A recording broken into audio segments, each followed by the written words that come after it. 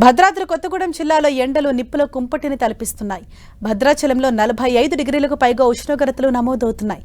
ఎండ వేడికి తోడు ఉక్కపోత, వడగాల్పులు ఏజెన్సీ ప్రాంతాల్లో ఎక్కువగా ఉన్నాయి. మరింత సమాచారం భద్రాచలం నుంచి మా ప్రతినిధి సైదులు అందిస్తారు.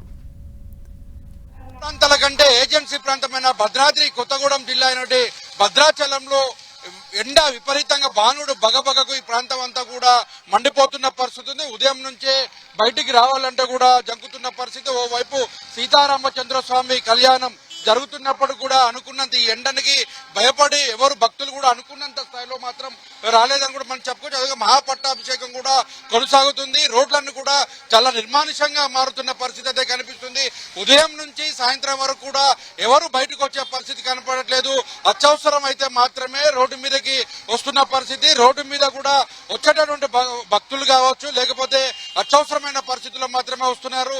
మొత్తంగా గోదావరి పరివాహక ప్రాంతం ఎక్కువగా ఉండడంతో గోదావరి పరివాహక ప్రాంతంలో కూడా పూర్తి స్థాయిలో ఇసుక ఎక్కువగా ఉండడంతో ఆ ప్రాంతంలో ఇసుకకి ఉన్నటువంటి వేడి, సాధారణంగా వస్తున్నటువంటి వేడి మొత్తం కూడా 45 డిగ్రీలు 44 డిగ్రీల ఉష్ణోగ్రతలు నమోదవుతున్న పరిస్థితి మనం చూస్తున్నాం.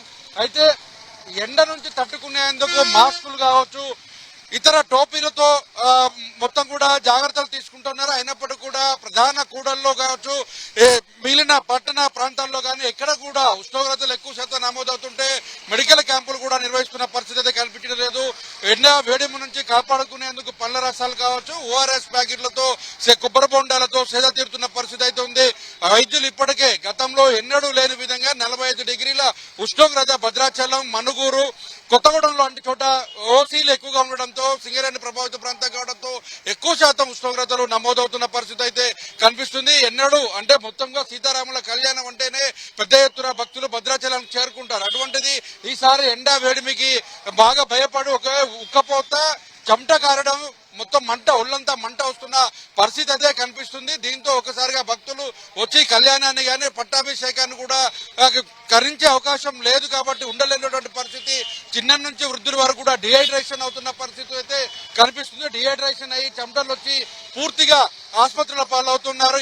ఏప్రిల్లో 2వ వారమే ఇలాగా ఉంటే మే వరకు ఎలా ఉంటుందన్నది భయాందోళనకు గురవుతున్న పరిస్థితి ఉంది.